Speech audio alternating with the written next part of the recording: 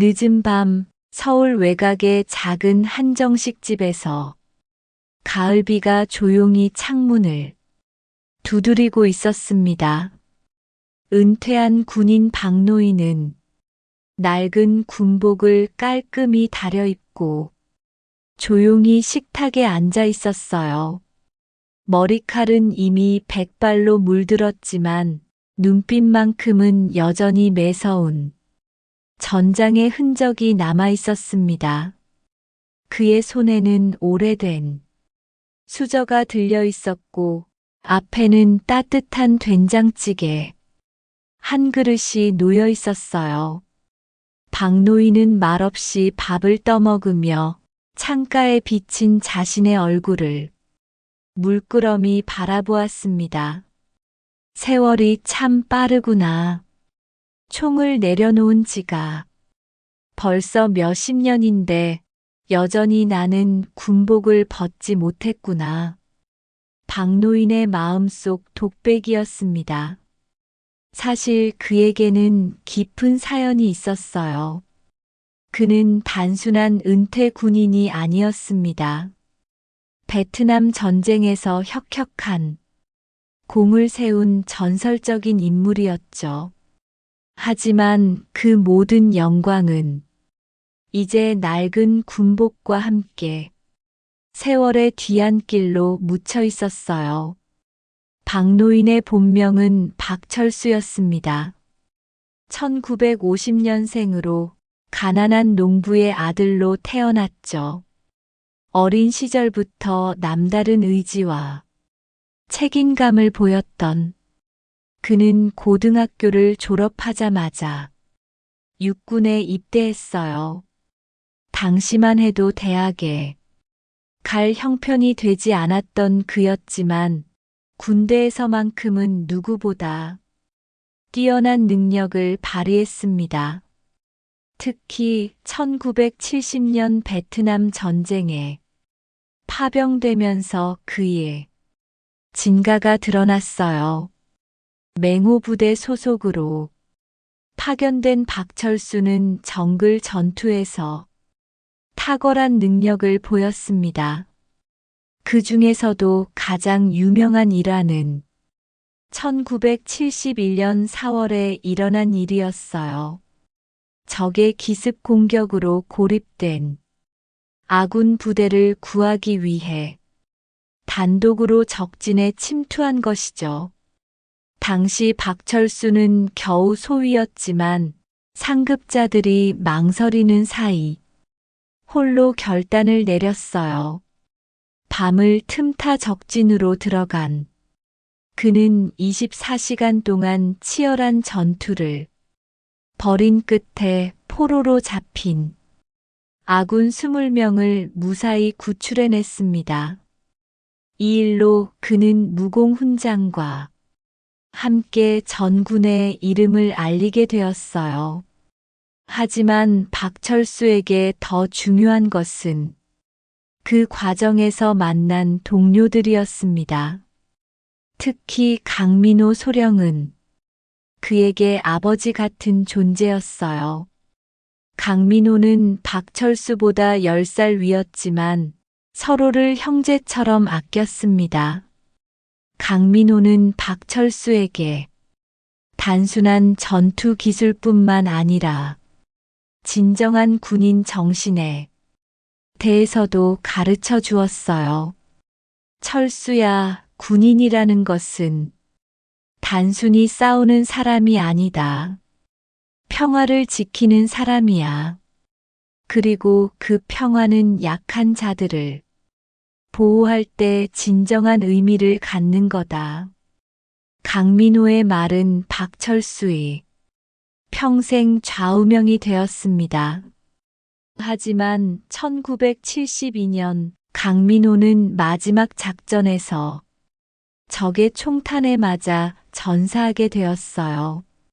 죽음을 앞둔 강민호는 박철수에게 마지막 부탁을 했습니다. 철수야, 나에게는 어린 아들이 하나 있다. 이름은 태준이고 지금 겨우 5살이야. 내가 죽으면 이 아이는 아버지의 얼굴도 모른 채 자라게 될 거다. 부디 이 아이가 바른 길로 성장할 수 있도록 지켜봐 주게. 박철수는 눈물을 흘리며 약속했어요. 강민호의 죽음 이후 그는 더욱 열심히 군 생활에 매진했습니다. 전쟁이 끝난 후에도 계속 군에 남아 각종 훈련과 교육을 받았고 점차 고위직까지 올라갔어요. 하지만 그는 항상 강민호의 아들 태준을 마음에 품고 있었습니다. 태준이는 아버지를 잃은 후 어머니 손에서 자랐어요. 박철수는 멀리서나마 그 가족을 도왔습니다. 익명으로 생활비를 지원하고 태준이의 교육비도 몰래 대주었어요. 태준이가 커서 육군사관학교에 입학했을 때 박철수는 무척 기뻤습니다. 강민호의 아들이 아버지의 뒤를 따라 군인의 길을 선택한 것이었으니까요. 하지만 시간이 흘러 태준이는 강태준이라는 이름으로 중령까지 진급했지만 박철수가 바라던 모습과는 거리가 멀어졌어요. 계급에 취하고 권력을 남용하는 모습을 보며 박철수는 마음이 아팠습니다. 강민호가 바랐던 바른 군인의 모습과는 정반대였거든요. 오늘 그가 이 식당을 찾은 이유도 특별했습니다. 50년 전 젊은 소위였던 그가 처음 부임했던 부대 근처에 있는 이곳은 당시 동료들과 자주 들르던 추억의 장소였거든요. 특히 그의 절친한 전우였던 강민호와 함께 많은 시간을 보냈던 곳이기도 했어요. 오늘은 강민호의 기일이었습니다. 매년 이날이면 박철수는 이곳에 와서 혼자 술 한 잔을 하며 옛 친구를 그리워했어요. 그때 식당 문이 요란하게 열렸습니다.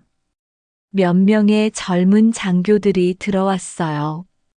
그들 가운데 가장 눈에 띄는 이는 군복 대신 양복 차림이었지만 금빛 계급장이 번쩍였습니다. 그는 강태준 중령이었어요. 오늘은 그의 진급을 축하하는 자리였습니다.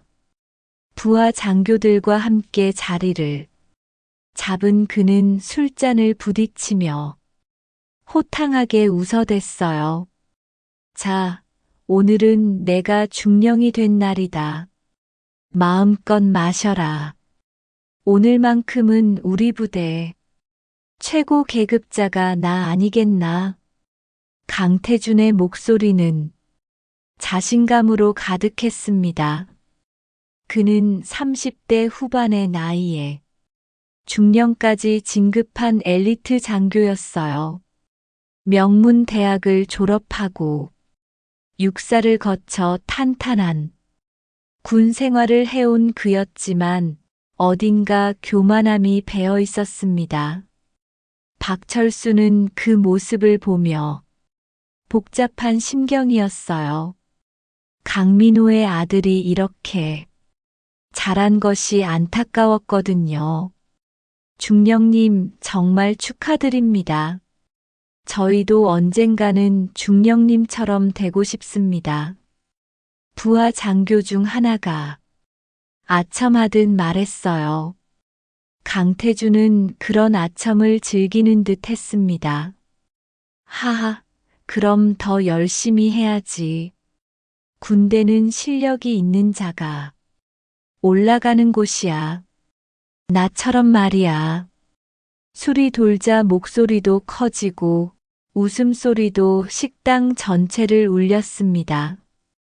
그러다 그들의 시선이 우연히 한 곳으로 향했어요. 낡은 군복을 입은 노인, 박노인을 발견한 것입니다. 중령님, 저 노인 좀 보세요. 군복이랬자 완전 낡은 거 아닌가요? 저런 사람이 왜 이런 곳에 와 있는 거죠? 부하 장교의 말에 강태준이 고개를 돌려 박노인을 바라봤습니다. 그는 자신의 아버지의 전우라는 사실을 전혀 알지 못했어요. 하하, 저런 사람이 왜 여기 와 있는 거야? 군대 뽑기라도 실패했나 보지. 아니면 그냥 군인 코스프레인가? 요즘 노인들이 옛날 생각난다고 군복 입고 돌아다니는 경우가 많다던데. 웃음소리가 이어졌습니다. 하지만 박노인은 묵묵히 밥을 먹을 뿐이었어요. 그의 주름진 손끝이 잠시 떨렸지만 얼굴에는 아무런 표정도 드러나지 않았습니다. 사실 박노인은 이런 상황에 익숙했어요. 나이가 들면서 젊은 군인들로부터 무시당하는 일이 종종 있었거든요. 박노인의 마음속에는 옛 기억들이 스쳐 지나갔습니다. 젊은 시절 그 역시 선배들을 우습게 보았던 적이 있었어요. 하지만 전장에서 그 선배들의 진짜 모습을 보고 나서야 깨달았죠. 나이와 외모로는 사람을 판단할 수 없다는 것을. 특히 강민호에게서 배운 교훈이 떠올랐어요. 철수야, 진정한 용기는 총을 쏘는 것이 아니라 자신의 감정을 다스리는 것이다. 화가 나도 참고 모욕을 당해도 품위를 잃지 않는 것. 그것이 진짜 군인의 모습이야. 박노인은 그 교훈을 따라 묵묵히 참고 있었습니다. 하지만 강태준의 행동은 점점 도가 넘었어요. 저기, 저 노인 정말 웃기지 않아? 혼자 거기 앉아서 뭔 생각을 하고 있는 걸까? 옛날 군대 이야기라도 생각하고 있나? 이번엔 다른 부하 장교가 끼어들었어요. 아마 자기도 옛날에 군인이었다고 자랑하고 싶은 걸 거예요. 요즘 그런 어르신들 많잖아요. 자기 젊었을 때 이야기만 하시는 분들. 웃음소리가 더 커졌습니다. 다른 손님들도 불편한 기색을 보이기 시작했어요. 하지만 군인들의 계급장을 보고는 아무도 말을 걸지 못했습니다. 술이 2병쯤 돌았을까요? 강태준은 얼굴이 벌겋게 달아오른 채 자리에서 일어났습니다. 그는 술잔을 들고 노인의 쪽으로 걸어갔어요. 이봐요, 아저씨. 여기가 어딘지 알아요? 이런 고급 식당에 와서 밥을 먹으려면 최소한 체면이 있어야지. 군복은 아무나 입는 줄 아시오? 강태준의 말에는 명백한 무시와 조롱이 담겨 있었습니다. 부하 장교들도 뒤에서 킥킥거리며 웃고 있었어요. 박노인은 잠시 고개를 들어 강태준을 바라봤습니다.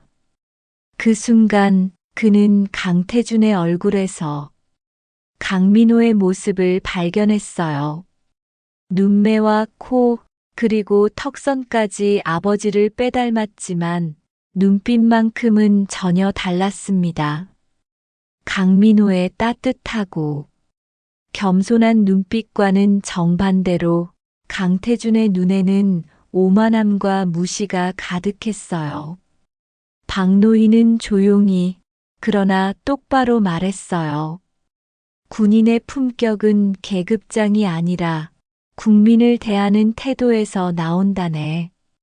순간 주변이 조용해졌습니다. 부하 장교들의 웃음소리도 멈췄어요. 강태준의 얼굴이 굳어졌습니다. 그는 한 노인으로부터 훈계를 듣는다는 것이 참을 수 없었어요. 뭐라고요? 이 늙은이가 감히 나한테 훈계질이야? 내가 누군지 알아? 나는 대한민국 육군 중령이야. 중령. 당신 같은 늙은이가 함부로 말해도 되는 상대가 아니라고. 강태준의 목소리가 점점 커졌습니다. 식당 안에 다른 손님들이 모두 이쪽을 바라보기 시작했어요. 박노인은 대답하지 않았습니다. 그저 고개를 숙이고 다시 밥을 떠먹을 뿐이었어요. 그러나 그 침묵이 오히려 더 큰 모욕처럼 느껴졌습니다. 야, 내 말 안 들려? 지금 나를 무시하는 거야? 강태준은 술에 취해 점점 더 격해졌어요. 부하 장교들도 상황이 심각해지는 것을 알았지만 상급자인 중령을 말릴 수는 없었습니다. 중령님, 그만두시죠. 다른 손님들도 보고 있고. 한 부하 장교가 조심스럽게 말했지만 강태준은 듣지 않았어요. 아니야, 이 늙은이가 먼저 나한테 건방지게 굴었어. 이대로 넘어갈 수는 없어. 강태준은 술잔을 탁자에 내리치며 고함쳤어요. 당장 나가. 여기 앉아 있을 자격 없어.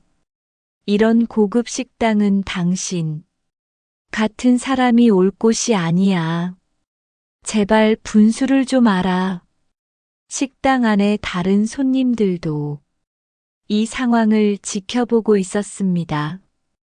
몇몇은 불편한 표정을 지었지만 군인들의 위압적인 분위기에 아무도 말을 걸지 못했어요.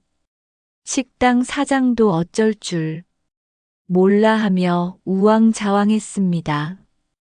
박노인은 천천히 자리에서 일어나 숟가락을 내려놓았습니다. 그리고 조용히 말했어요. 젊은 군인, 자네의 아버지가 살아계신다면 지금 자네 모습을 보고 어떻게 생각하실까? 이 말에 강태준은 순간 당황했습니다. 하지만 곧 더욱 화를 냈어요. 우리 아버지 얘기는 왜 꺼내는 거야? 우리 아버지는 전쟁 영웅이셨어. 당신 같은 사람과는 차원이 달라. 박노인은 더 이상 말하지 않고 조용히 문을 열고 밖으로 나갔어요. 비 내리는 골목길, 그의 뒷모습은 외롭고도 굳세었습니다. 강태준은 승리한 듯 부하들에게 말했어요. 봤지? 저런 사람들은 확실히 선을 그어줘야 해.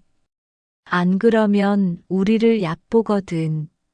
하지만 부하 장교들은 왠지 모르게 불편한 기분이었어요. 뭔가 잘못된 것 같은 느낌이 들었거든요. 집에 돌아온 박노인은 오래된 나무 상자를 꺼냈습니다. 그 안에는 낡은 편지 뭉치와 오래된 군번줄, 그리고 몇 장의 사진이 있었어요. 사진 속에는 젊은 시절이 박노인과 동료들이 함께 찍힌 모습이 담겨 있었습니다. 그 중에서도 가장 소중한 것은 강민호와 함께 찍은 사진이었어요. 강소령, 자네가 남긴 부탁을 아직도 잊지 않았네. 하지만 자네 아들이 이렇게 자라다니 내가 뭘 잘못했을까?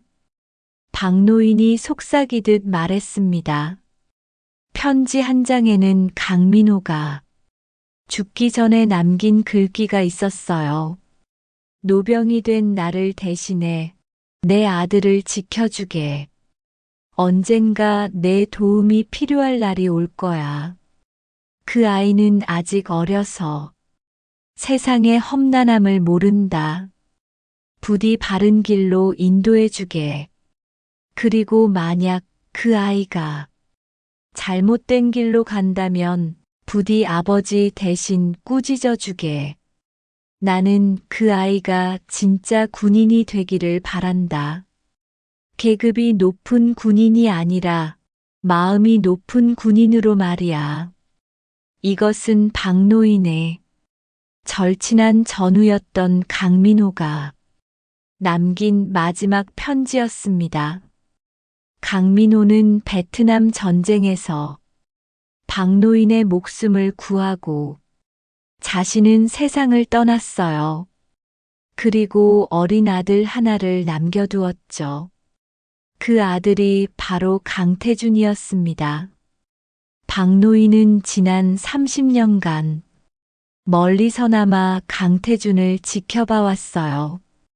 어린 시절 아버지를 잃고 힘들어하는 모습, 열심히 공부해서 육사에 입학한 모습, 그리고 점차 군인으로 성장해가는 모습까지. 하지만 어느 순간부터 강태준은 변했어요. 계급이 오르면서 점점 오만해졌고 부하들과 민간인들을 무시하기 시작했습니다. 박노인은 여러 번 개입할까 생각했지만 그때마다 참았어요. 직접 나서는 것보다는 스스로 깨달아야 한다고 생각했거든요. 하지만 오늘 일을 보고는 더 이상 참을 수 없었습니다. 그래, 군인의 길은 아직 끝나지 않았다. 내가 해야 할 일이 남았구나. 강민호, 미안하다. 내가 자네 아들을 제대로 지키지 못했어. 하지만 지금이라도 바로잡겠다. 박노인은 결심을 굳혔습니다. 그는 단순히 개인적인 복수를 원하는 것이 아니었어요. 전우의 아들이 잘못된 길로 빠지는 것을 바로잡고 싶었던 것입니다. 다음 날부터 박노인은 조용히 움직이기 시작했습니다. 그는 여전히 육군 본부와 연결고리를 가지고 있었어요.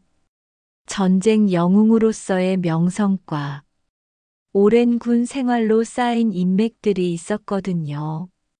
그는 몇 통의 전화를 걸었습니다. 김 장군님, 오랜만입니다. 박철수입니다. 네, 그 박철수 맞습니다. 한 가지 부탁이 있는데요. 특별감찰관 권한을 잠시 빌릴 수 있을까요? 상대방은 놀랐지만 박철수의 과거 공로를 생각해서 요청을 들어주었어요. 박철수는 또 다른 전화를 걸었습니다. 이 장군님, 박철수입니다. 혹시 강태준 중령에 대해서 아시나요? 강민호 소령의 아들 말입니다. 네, 맞습니다. 그 강민호요. 전화를 받은 장군은 강민호를 기억하고 있었어요.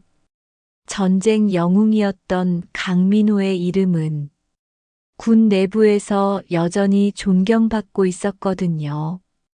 박철수는 며칠 동안 강태준에 대한 정보를 수집했습니다. 그의 군 생활, 부하들과의 관계, 그리고 최근의 행동들까지. 조사 결과 강태준의 문제는 생각보다 심각했어요. 부하들을 함부로 대하고 민간인들을 무시하는 일이 여러 번 있었던 것입니다. 이틀 후 박노인은 특별한 권한을 받게 되었습니다. 육군본부 특별감찰관이라는 임시 직책이었어요. 이는 전쟁 공로자에게 주어지는 특별한 예우 중 하나였습니다. 박철수는 이 권한을 받고 마음이 무거웠어요. 전우의 아들을 처벌하는 것이 기쁠 리 없었거든요. 며칠 뒤 강태준이 소속된 부대에 갑작스러운 소식이 전해졌습니다. 육군본부 특별감사가 직접 내려온다는 것이었어요. 장교들은 술렁였습니다. 갑작스러운 감사는 보통 문제가 있을 때 벌어지는 일이었거든요. 무슨 일이지? 우리 부대에 문제라도 있나? 왜 갑자기 감사가 내려오는 거야? 혹시 누가 신고라도 했나? 장교들은 불안해했습니다. 특히 강태준은 며칠 전 식당에서의 일이 떠올랐어요.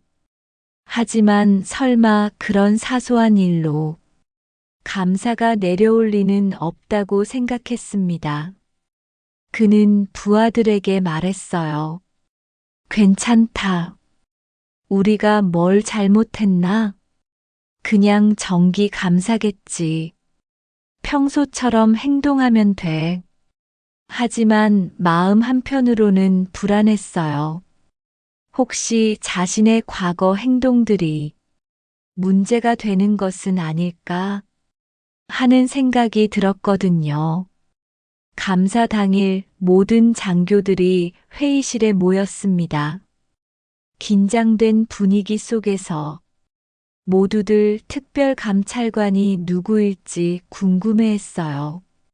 그때 회의실 문이 열리며 한 인물이 들어왔습니다. 모두의 눈이 휘둥그레졌어요. 낡은 군복 대신 단정한 정복을 입은 박노인이 당당히 걸어 들어온 것입니다. 가슴에는 수많은 무공 훈장들이 달려 있었고 어깨에는 특별감찰관이라는 계급장이 빛나고 있었어요. 전호인. 아니, 저분이 대체 누구지? 혹시 우리가 아는 그분인가? 장교들은 수군거렸습니다. 강태준의 얼굴은 창백해졌어요. 그는 며칠 전 자신이 모욕했던 그 노인이 바로 특별감찰관이라는 사실을 깨달았거든요. 다리가 후들거렸지만 어떻게든 침착함을 유지하려고 노력했습니다. 박노인은 차분하게 말했습니다. 안녕하십니까? 육군본부 특별감찰관 박철수입니다. 오늘 이곳에 온 이유는 군기 강화와 군인 정신 점검을 위해서입니다. 그의 목소리는 낮지만 위엄이 있었어요. 젊은 장교들은 모두 숨을 죽이고 있었습니다. 특히 오늘은 군인의 품격과 민간인에 대한 예의에 대해서 이야기하고 싶습니다. 최근 일부 장교들이 민간인을 무시하고 권위를 남용하는 사례가 보고되었습니다. 이는 단순한 개인의 문제가 아니라 우리 군 전체의 명예와 관련된 심각한 문제입니다. 박철수의 말에 회의실 안이 더욱 조용해졌어요. 강태준은 식은땀을 흘리고 있었습니다. 박철수는 계속해서 말했어요. 군인은 국민의 공복입니다. 우리가 입는 이 군복, 우리가 받는 월급, 모든 것이 국민의 세금으로 이루어진 것입니다. 그런 우리가 국민을 무시한다? 이것은 있을 수 없는 일입니다. 그는 단순한 은퇴한 군인이 아니었습니다. 사실상 육군본부의 비공식 특별 고문이자 전설적인 전투 영웅이었어요. 베트남 전쟁에서 단독으로 적진에 침투해 아군 포로 20명을 구출한 일화로 유명한 인물이었죠. 그리고 오늘 감찰관의 권한으로 직접 조사를 시작한 것이었습니다. 박철수는 강태준을 직접 바라보며 말했어요. 강태준 중령, 앞으로 나오십시오. 강태준은 떨리는 다리를 억지로 움직여 앞으로 나왔습니다. 그의 얼굴은 새파랗게 질려 있었어요. 하지만 곧 침착한 척하며 변명했습니다. 감찰관님, 혹시 며칠 전 식당에서 이 일을 말씀하시는 것이라면 그것은 오해입니다. 그날은 술자리였고 그냥 농담이었습니다. 부하들도 다 그렇게 기억할 겁니다. 저는 평소에 민간인들을 존중하는 편입니다. 부하 장교들도 황급히 맞장구 쳤어요. 맞습니다. 중령님 말씀대로입니다. 단순한 오해였습니다. 저희 중령님은 평소에도 인격이 훌륭하신 분입니다. 네, 정말 그냥 농담이었어요. 악의는 전혀 없었습니다. 하지만 박철수는 이미 모든 것을 알고 있었습니다. 그는 식당 사장과 다른 목격자들로부터 자세한 증언을 들었거든요. 또한 강태준의 평소 행동에 대한 정보도 수집해 놓은 상태였어요. 박철수의 눈빛이 차갑게 번뜩였습니다. 농담이라고 하셨나요? 한 국민을 모욕하고 쫓아내는 것이 농담입니까? 군인은 위기에서 진실을 지켜야 합니다. 그런데 너희는 술보다 무서운 욕망에 취해 있구나. 계급에 취하고 권력에 취해 있어. 강태준은 더욱 당황했지만 여전히 변명을 늘어놓았어요. 감찰관님, 정말 그런 의도가 아니었습니다. 제가 술에 취해서 실수를 했을 수도 있지만 그 순간 일부 고위 간부가 강태준을 두둔하며 개입했습니다. 조사를 무마하려는 기류가 퍼졌어요. 그중 한 명이 나서서 말했습니다. 감찰관님, 강태준 중령의 부친은 베트남 전쟁에서 전사한 영웅입니다. 강민호 소령 말입니다. 아들도 그 뜻을 이어받아 열심히 복무하고 있습니다. 한 번의 실수로 모든 것을 판단하기엔 관용을 베풀어 주시면 안 될까요? 다른 간부도 거들었어요. 그렇습니다. 강태준 중령은 평소에도 모범적인 장교였습니다. 이번 일은 정말 우발적인 실수였을 것입니다. 박철수의 주름진 손이 천천히 편지 한 장을 꺼내 들었습니다. 그리고 조용히 그러나 또렷하게 말했어요. 강민호 소령을 기억하는가? 전장에서 내 아버지였던 그분 말이다. 회의실 안에 정적이 흘렀습니다. 강태준의 얼굴이 더욱 창백해졌어요. 박철수는 편지를 펼쳐 보이며 계속 말했습니다. 편지 속에는 강태준이 부친이 전쟁 중 남긴 마지막 기록이 담겨 있었습니다. 아들의 이름 그리고 전우에게 남긴 간절한 부탁이 적혀 있었어요.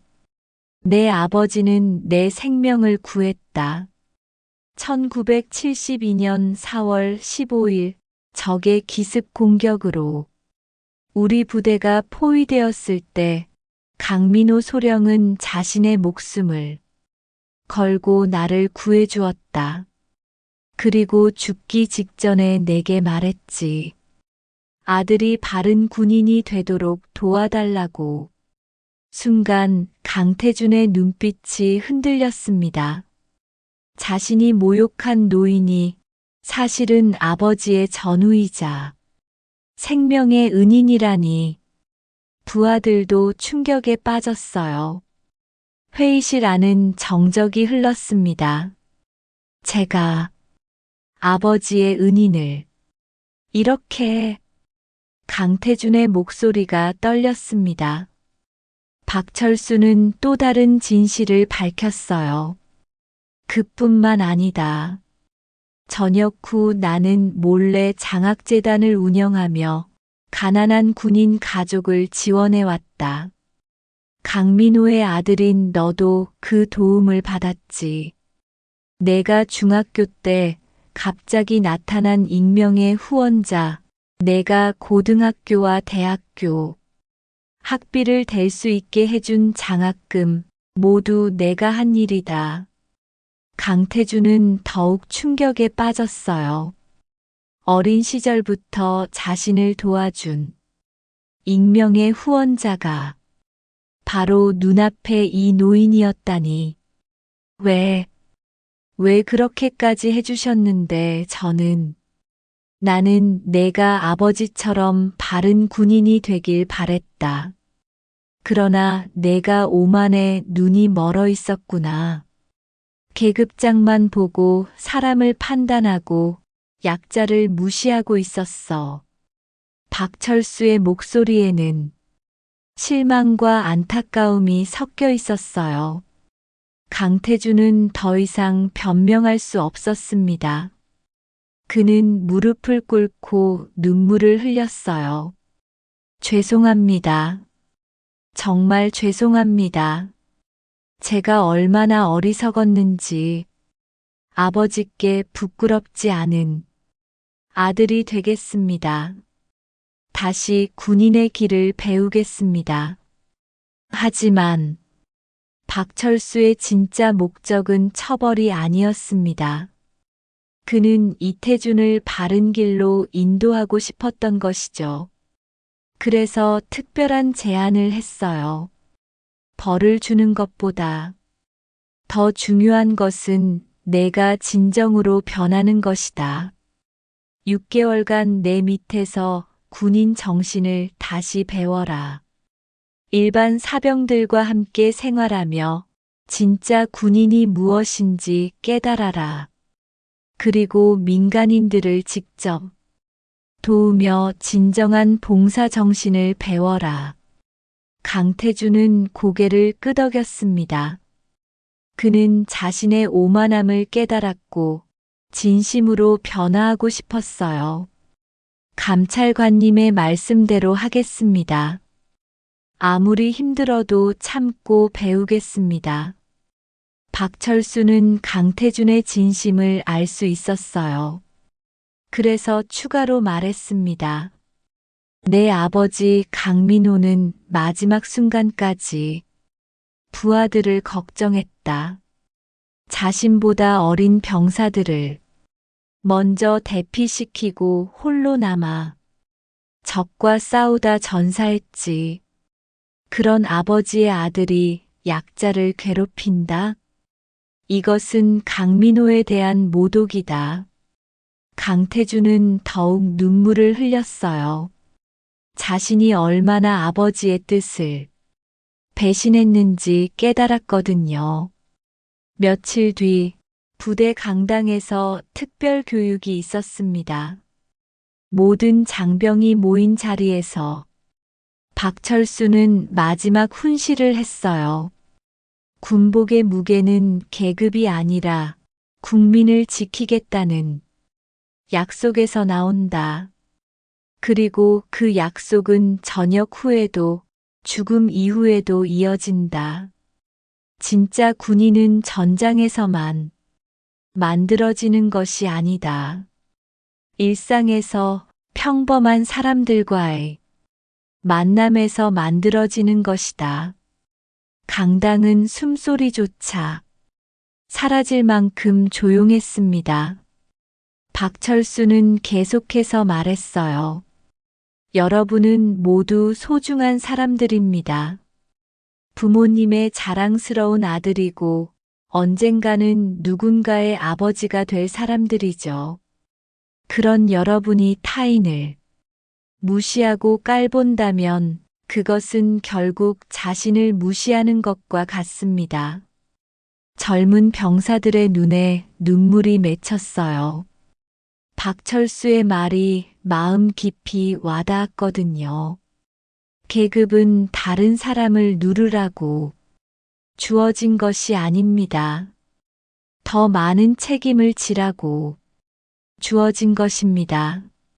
높은 계급일수록 더 낮은 자세로 더 많은 사람을 섬겨야 합니다. 강태준은 단상 아래서 눈물을 훔치며 경례를 올렸어요. 박철수는 묵묵히 받아주고 천천히 강당을 떠났습니다. 그날부터 강태준이 특별 교육이 시작되었습니다. 그는 계급장을 떼고 일반 병사들과 함께 생활했어요. 처음에는 힘들었지만 점차 많은 것을 배워갔습니다. 첫 번째 과제는 부대 주변 마을에서 봉사활동을 하는 것이었어요. 강태준은 홀로 사시는 어르신들의 집을 청소하고 아이들에게 공부를 가르쳐 주었습니다. 처음에는 어색했지만 시간이 지나면서 진정한 보람을 느끼게 되었어요. 어느 날 한 할머니가 강태준에게 말했습니다. 아들아, 내가 군인이라고? 참 착하구나. 요즘 젊은 군인들은 다 이렇게 친절한가? 강태준은 부끄러웠어요. 예전에 자신은 이런 할머니를 무시했을 텐데 지금은 할머니의 말 한마디가 너무 고마웠거든요. 두 번째 과제는 부대 내에서 가장 힘든 일을 맡는 것이었습니다.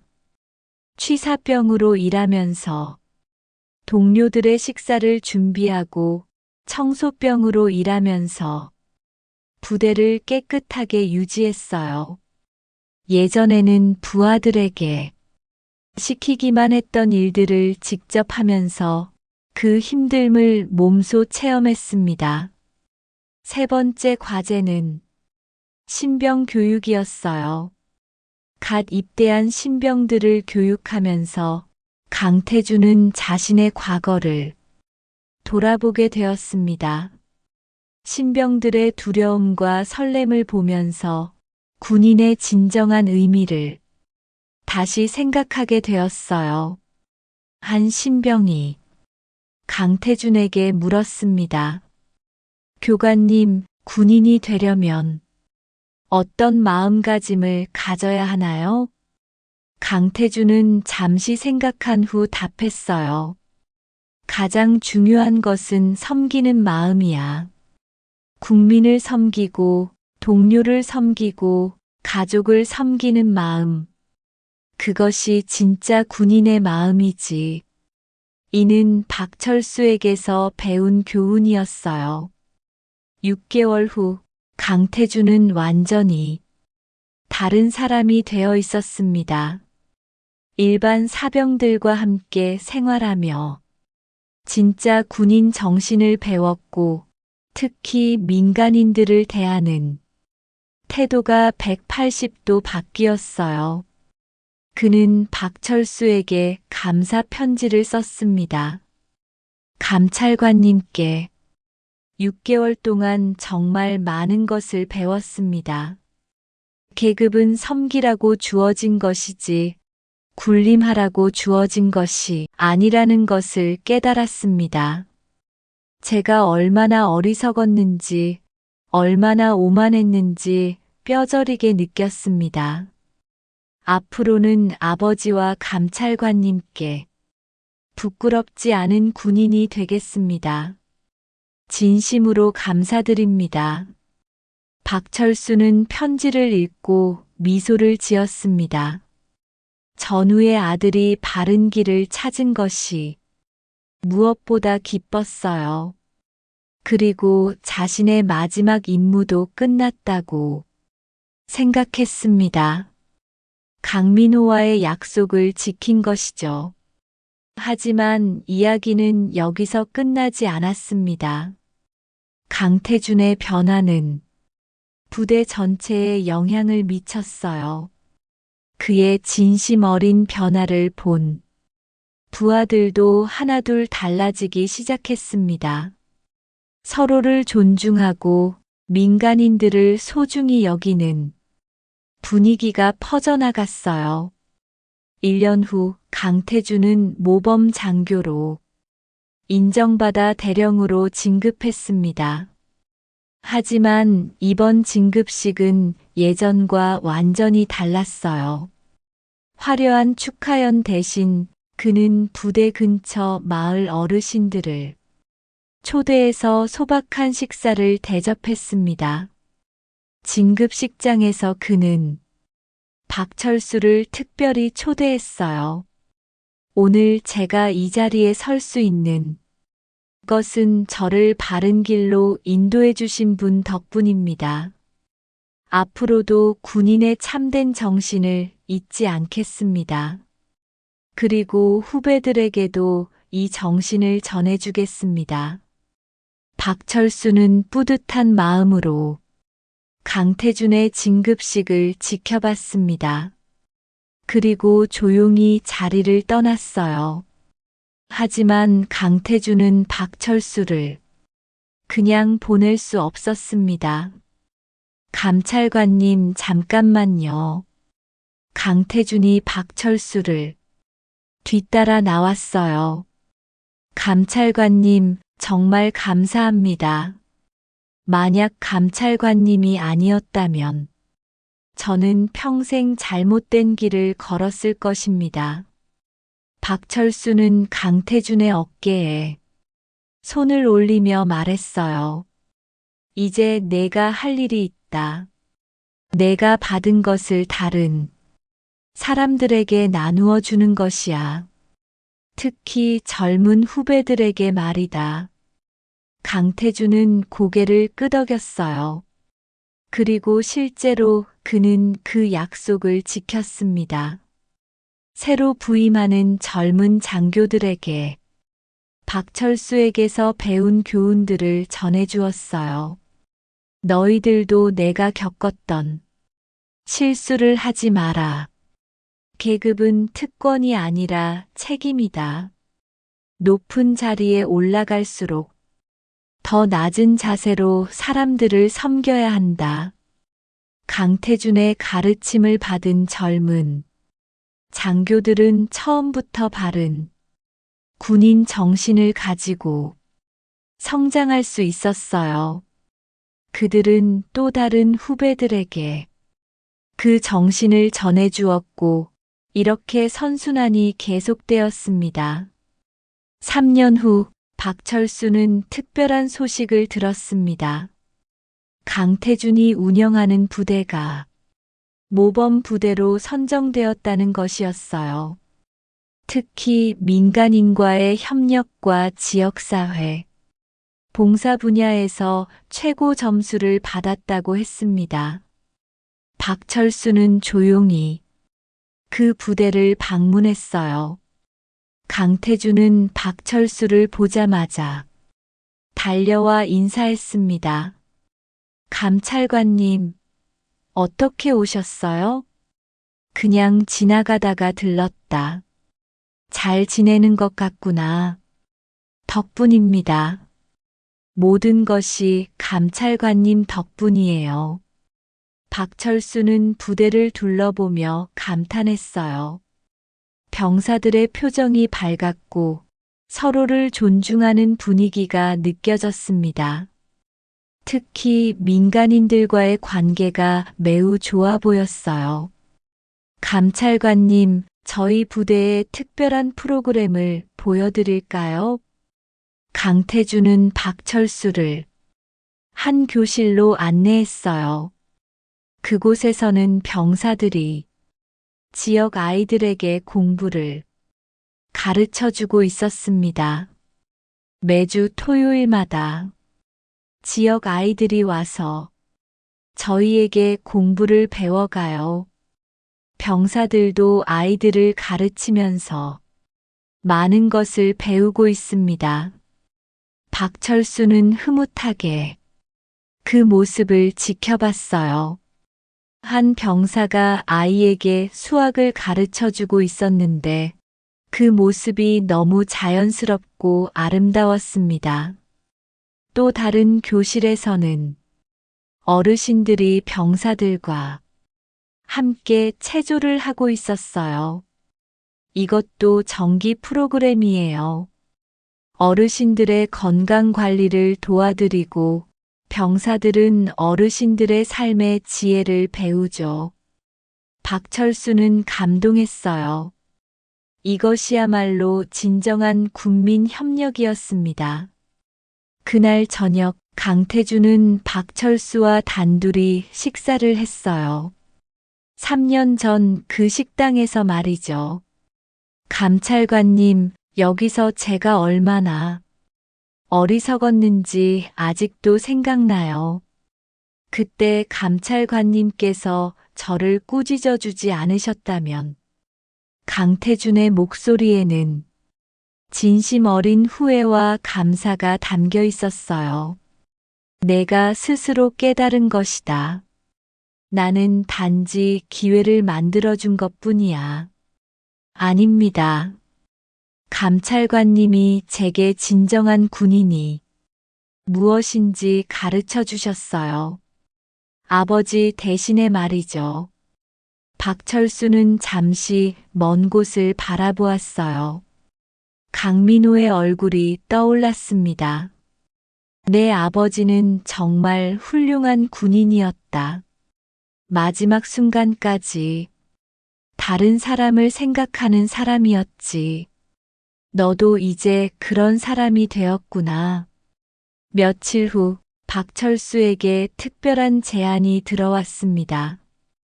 육군사관학교에서 특별 강의를 해달라는 것이었어요. 주제는 진정한 군인 정신이었습니다. 박철수는 처음에는 거절하려 했지만 젊은 군인들에게 도움이 될 수 있다는 생각에 수락했어요. 강의 당일 많은 생도들이 모였습니다. 여러분, 군인이 되려는 이유가 무엇입니까? 박철수의 첫 번째 질문이었어요. 여러 생도들이 손을 들고 답했습니다. 나라를 지키기 위해서입니다. 출세하기 위해서요. 가족을 자랑스럽게 하기 위해서입니다. 박철수는 고개를 끄덕이며 말했어요. 모두 좋은 이유들이군요. 하지만 가장 중요한 것을 놓치고 있습니다. 바로 섬김입니다. 그는 자신의 경험담을 들려주었어요. 강민호와의 우정, 베트남 전쟁에서의 경험, 그리고 강태준을 바른 길로 인도한 이야기까지. 진정한 군인은 자신을 위해 일하는 사람이 아닙니다. 다른 사람을 위해, 특히 자신보다 약한 사람들을 위해 일하는 사람입니다. 생도들은 박철수의 이야기에 빠져들었어요. 특히 이태준의 변화 과정은 그들에게 큰 감동을 주었습니다. 여러분이 앞으로 받게 될 계급장은 특권이 아닙니다. 더 큰 책임을 의미하는 것입니다. 높은 자리에 올라갈수록 더 낮은 자세로 사람들을 섬기십시오. 강의가 끝난 후 한 생도가 질문했어요. 교수님, 만약 저희가 잘못된 길로 빠진다면 어떻게 해야 할까요? 박철수는 미소를 지으며 답했어요. 주변을 잘 보십시오. 반드시 여러분을 바른 길로 인도해 줄 사람이 있을 것입니다. 그 사람의 말에 귀 기울이고 겸손하게 배우십시오. 그리고 여러분도 언젠가는 다른 사람을 도와주는 사람이 되십시오. 몇 년 후 박철수는 조용히 세상을 떠났습니다. 그의 장례식에는 수많은 군인들이 참석했어요. 강태준은 눈물을 흘리며 조사를 읽었습니다. 진정한 군인의 모습을 보여주신 분이셨습니다. 계급보다 인품을, 권력보다 책임감을, 명예보다 진실을 택하신 분이셨습니다. 그분이 보여주신 군인 정신은 우리 모두의 마음속에 영원히 남을 것입니다. 장례식에는 박철수가 도왔던 사람들도 많이 왔어요. 마을의 어르신들, 장학금을 받았던 학생들, 그리고 박철수의 가르침을 받은 수많은 후배 군인들까지. 한 할머니가 말했습니다. 정말 좋은 분이셨어. 우리 같은 일반 사람들도 항상 따뜻하게 대해주셨지. 한 젊은 장교는 이렇게 말했어요. 그분 덕분에 제가 바른 군인이 될 수 있었습니다. 이제 제가 다른 사람들을 도와줄 차례입니다. 박철수의 별은 이미 계급장이 아니었습니다. 여전히 세상을 비추는 빛이었어요. 그가 남긴 가르침은 많은 군인들의 마음속에 영원히 남아있게 되었고, 그들은 또 다른 후배들에게 그 정신을 전해주게 되었습니다. 특히 강태준은 박철수의 정신을 이어받아 평생을 바친 교육자가 되었어요. 그는 육군사관학교 교관이 되어 젊은 생도들에게 진정한 군인 정신을 가르쳤습니다. 그의 수업은 항상 인기가 많았고 그에게서 배운 생도들은 모두 훌륭한 군인으로 성장했어요. 강태준은 항상 수업 시간에 박철수의 이야기를 들려주었습니다. 여러분, 제가 지금 여기 서 있을 수 있는 것은 한 분의 은혜 때문입니다. 저를 바른 길로 인도해 주신 박철수 장군님 말입니다. 그분은 제게 진정한 군인이 무엇인지 가르쳐 주셨어요. 생도들은 항상 강태준의 이야기에 집중했습니다. 특히 그가 과거에 저질렀던 실수와 그로부터 배운 교훈에 대한 이야기는 생도들에게 큰 깨달음을 주었어요. 저는 한때 계급에 취해 민간인을 무시했던 적이 있습니다. 그 때문에 큰 깨달음을 얻었죠. 진정한 강함은 약자를 보호하는 것이지 억압하는 것이 아니라는 것을 말입니다. 어느 날 한 생도가 질문했어요. 교관님, 그럼 우리는 어떻게 해야 그런 실수를 하지 않을 수 있을까요? 강태준은 잠시 생각한 후 답했습니다. 항상 자신을 돌아보십시오. 그리고 주변의 조언에 귀 기울이십시오. 가장 중요한 것은 겸손함입니다. 아무리 높은 자리에 올라가도 겸손함을 잃지 마세요. 강태준의 교육 철학은 박철수에게서 배운 것이었어요. 그는 생도들에게 단순히 군사 지식만 가르치는 것이 아니라 인간으로서의 올바른 가치관을 심어주려고 노력했습니다. 몇 년 후 강태준의 제자 중 한 명이 부대에서 문제를 일으켰다는 소식을 들었어요. 그 제자는 김상훈 중이었는데 부하들을 가혹하게 대한다는 신고가 들어온 것이었습니다. 강태준은 즉시 그 부대를 찾아갔어요. 김상훈을 만난 강태준은 실망감을 감추지 못했습니다. 상훈아, 내가 너에게 뭘 가르쳤나? 김상훈은 고개를 숙이며 대답했어요. 죄송합니다, 교관님. 제가 너무 성과에만 집착했습니다. 강태준은 김상훈과 함께 오랜 시간 이야기했어요. 그리고 자신이 과거에 박철수에게서 받았던 교육과 같은 방식으로 김상훈을 지도했습니다. 너도 나처럼 6개월간 특별 교육을 받아라. 일반 병사들과 함께 생활하며 진정한 리더십이 무엇인지 배워라. 김상훈은 처음에는 반발했지만 강태준의 진심을 알고 수락했어요. 6개월 후 김상훈은 완전히 달라진 모습으로 돌아왔습니다. 그리고 그 역시 후배들에게 같은 교훈을 전해주는 교육자가 되었어요. 이렇게 박철수의 정신은 계속해서 이어져 나갔습니다. 강태준에서 김상훈으로, 김상훈에서 또 다른 후배들로 마치 강물이 흘러가듯이 그 정신은 끊임없이 전해져 나갔어요. 10년 후 대한민국 군대는 크게 달라져 있었습니다.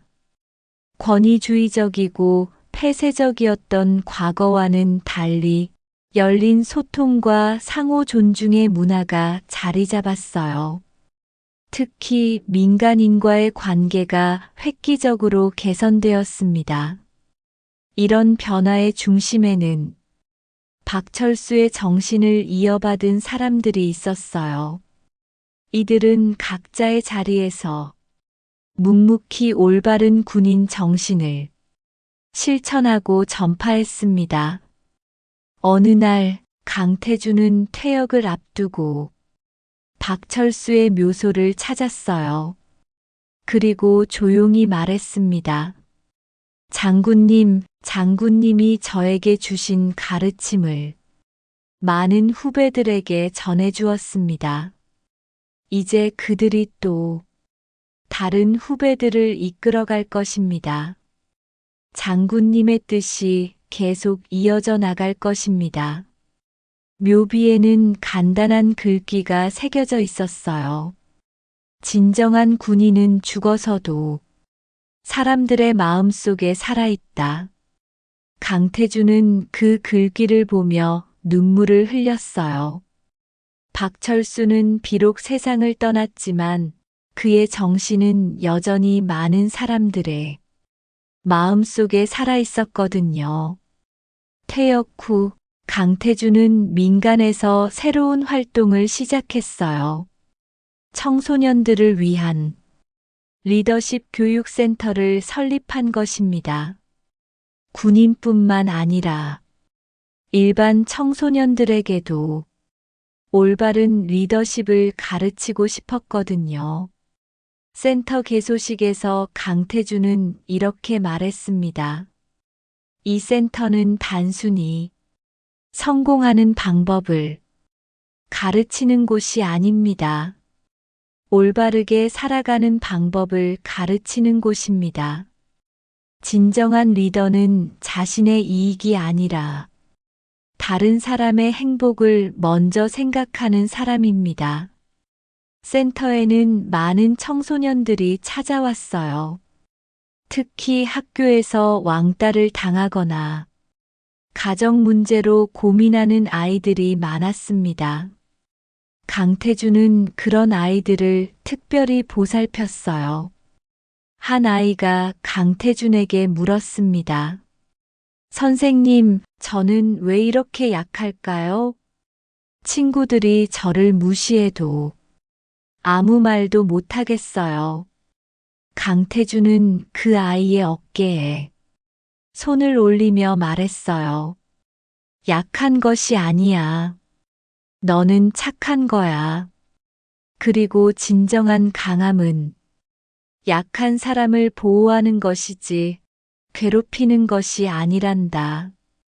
그는 박철수에게서 배운 것과 같은 방식으로 아이들을 지도했어요. 아이들은 점차 자신감을 되찾았고 다른 친구들을 도와주는 리더로 성장했습니다.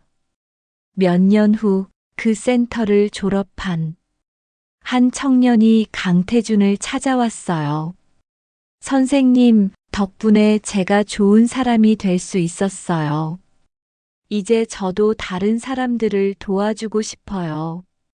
강태준은 흐뭇하게 미소 지었어요. 박철수의 정신이 군대를 넘어 사회 전체로 퍼져나가고 있는 것을 느꼈거든요. 어느 날 강태준은 우연히 옛날 그 식당을 지나게 되었어요. 50년 전 박철수와 처음 만났던 그곳이었죠. 식당은 여전히 그 자리에 있었지만 주인은 바뀌어 있었어요. 새로운 주인에게 물어보니 예전 주인은 몇 년 전에 세상을 떠났다고 했어요. 하지만 그 주인이 남긴 이야기가 있었습니다. 예전에 여기서 한 군인 어르신이 젊은 군인을 꾸짖으신 일이 있었대요. 그 후로 그 젊은 군인이 완전히 달라졌다고 하더군요. 옛날 주인분이 그 이야기를 자주 하셨어요. 진짜 교육이 뭔지 보여준 사건이라고요. 강태준은 그 이야기를 들으며 감회가 새로웠어요. 자신의 인생을 바꾼 그 사건이 아직도 사람들에게 회자되고 있다니. 그날 밤 강태준은 오랜만에 박철수에게 편지를 썼어요. 물론 보낼 수는 없었지만 마음을 정리하고 싶었거든요. 장군님께 오늘도 장군님의 가르침을 실천하며 살았습니다. 많은 사람들이 장군님의 정신을 이어받아 좋은 일을 하고 있습니다. 장군님이 심어주신 씨앗이 큰 나무가 되어 많은 사람들에게 그늘을 주고 있어요. 정말 감사합니다. 몇 년 더 지나 강태준도 80세가 넘은 노인이 되었어요. 하지만 그는 여전히 활발하게 활동하고 있었습니다. 후배들을 가르치고 청소년들을 돌보고 사회의 약자들을 보호하는 일을 계속하고 있었어요.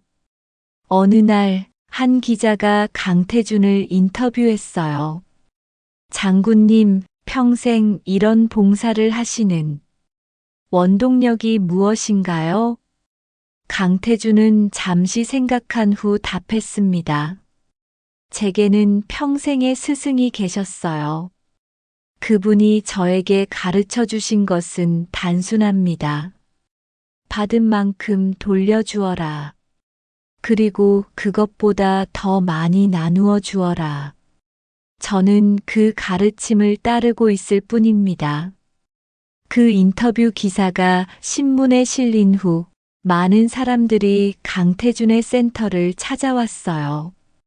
도움을 받고 싶어 하는 사람들도 있었지만 도움을 주고 싶어 하는 사람들도 많았습니다. 한 젊은 사업가가 강태준에게 말했어요. 장군님의 이야기를 보고 감동받았습니다. 저도 뜻있는 일에 동참하고 싶어요. 강태준은 고마워하며 그를 맞이했어요.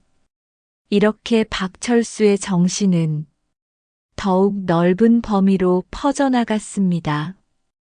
강태준이 90세가 되던 해, 그는 마지막 강연을 했어요. 제목은 저녁 후에도 남은 별. 잊혀진 장군의 약속이었습니다. 여러분, 저는 오늘 한 분에 대한 이야기를 하려고 합니다. 그분은 비록 세상을 떠나셨지만 그분의 정신은 아직도 우리와 함께 있습니다. 강태준은 박철수와의 만남부터 시작해서 그로부터 받은 가르침, 그리고 그것을 다른 사람들에게 전해준 이야기까지 모든 것을 들려주었어요. 그분의 가장 큰 가르침은 이것이었습니다. 진정한 리더는 자신을 위해 일하는 사람이 아니라 다른 사람을 위해 일하는 사람이다. 이 한 문장이 제 인생을 바꾸어 놓았습니다. 강연장에 있던 모든 사람들이 감동했어요. 특히 젊은 세대들에게는 큰 울림을 주었습니다. 강연이 끝난 후 한 젊은이가 강태준에게 다가와 말했어요. 장군님, 저도 그런 사람이 되고 싶어요. 어떻게 시작해야 할까요? 강태준은 미소를 지으며 답했어요. 작은 것부터 시작하면 돼. 주변에 도움이 필요한 사람이 있는지 둘러보고 그 사람을 도와주는 거야. 그것이 시작이야.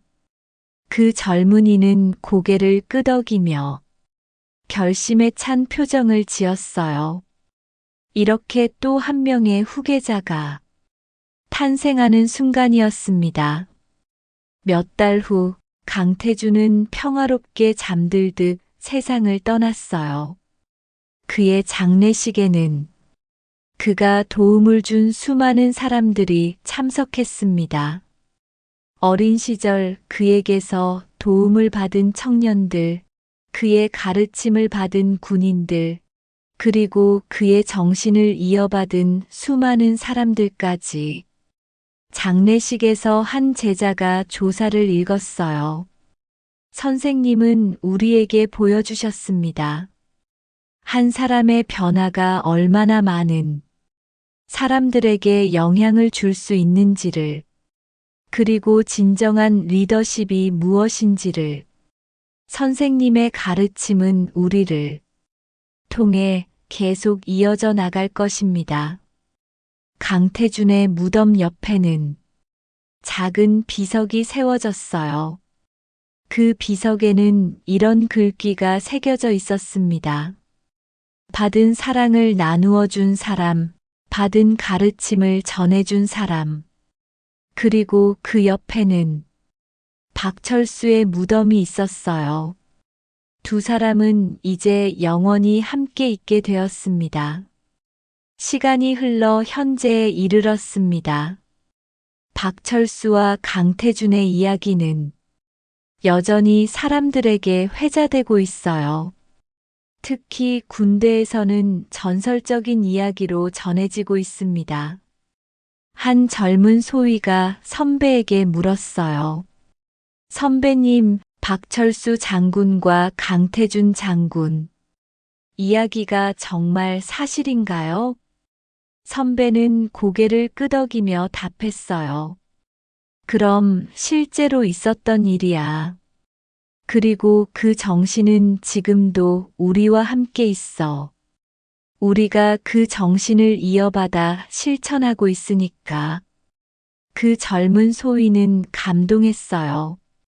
그리고 자신도 그런 군인이 되고 싶다고 다짐했습니다.